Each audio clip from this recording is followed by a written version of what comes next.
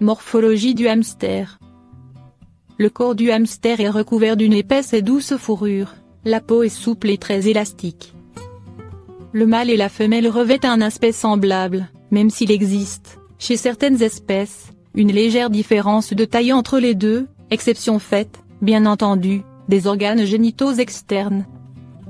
Les pattes sont assez courtes, les antérieures possèdent 4 doigts, le pouce, pur vestige, se résumant à un minuscule appendice. Et les postérieures, 5, tous les doigts sont munis de griffes.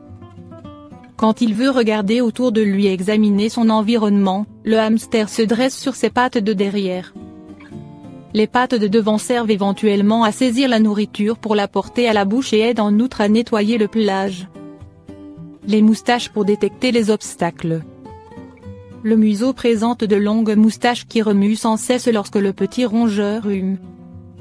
L'air qui constitue un organe tactile extrêmement utile pour détecter les obstacles quand l'animal se déplace dans l'obscurité. Très développé, l'odorat permet à la fois de chercher la nourriture, de se tenir à l'écart des ennemis et, dans le cas d'un mâle, de trouver une femelle prête à s'accoupler. Les yeux sont petits, ronds et particulièrement saillants. Les hamsters ont une vue peu développée, il s'agit en effet d'animaux nocturnes, dont l'activité repose essentiellement sur l'odorat et l'ouïe. Minces et délicates, les oreilles sont recouvertes d'un fin duvet. Bénéficiant d'une ouïe très sensible, les hamsters en captivité supportent mal le vacarme et les bruits forts. Longues et tranchantes, les incisives, 2 supérieures et 2 inférieures, servent non seulement à manger, mais aussi à se défendre. Elles sont en effet capables d'infliger au besoin de profondes et douloureuses morsures. Elles revêtent une couleur jaunâtre, qu'il ne faut pas prendre pour un signe de manque d'hygiène ou de maladie. Les incisives poussent continuellement tout au long de la vie de l'animal et doivent être maintenues à la bonne longueur par une usure incessante. En raison de cette caractéristique, les incisives des hamsters, comme celles de tous les rongeurs, sont dites à canal radiculaire ouvert. Les autres dents consistent en des molaires, 3 supérieures et 3 inférieures de chaque côté.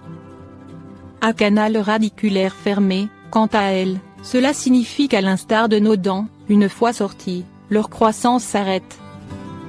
Si l'on peut aisément observer les incisives en écartant les lèvres du hamster, les molaires situés plus profondément à l'intérieur de la cavité buccale ne se distinguent en revanche pas directement.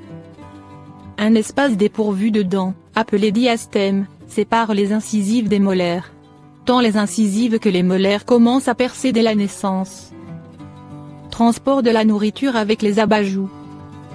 Les abajous constituent vraisemblablement le trait saillant des hamsters. Elles consistent en une évagination de la paroi interne des joues, qui forme une poche extensible utilisée pour entasser la nourriture et le matériau de nidification que le hamster assemble durant ses expéditions nocturnes pour l'acheminer ensuite dans son terrier. Vide, les abajous passent inaperçus. Pleines, elles se révèlent en revanche parfaitement visibles et s'étendent sur les flancs de l'animal en lui donnant un aspect comique. De retour dans son terrier, le hamster vide ses abajous en s'aidant de ses pattes antérieures. Les aliments trop gros pour être introduits dans les abajous se transportent avec la bouche, en les attrapant à l'aide des incisives. Dépourvus de glandes sudoripares, les hamsters sont par conséquent incapables de transpirer et extrêmement sensibles aux températures élevées, contre lesquelles ils ne peuvent pas lutter et qui les exposent rapidement à un coup de chaleur. Quand en revanche la température ambiante descend en dessous de 5 degrés C, les hamsters dorés tombent dans un état de torpeur, semblable à la léthargie, dont ils sortent de temps en temps pour manger.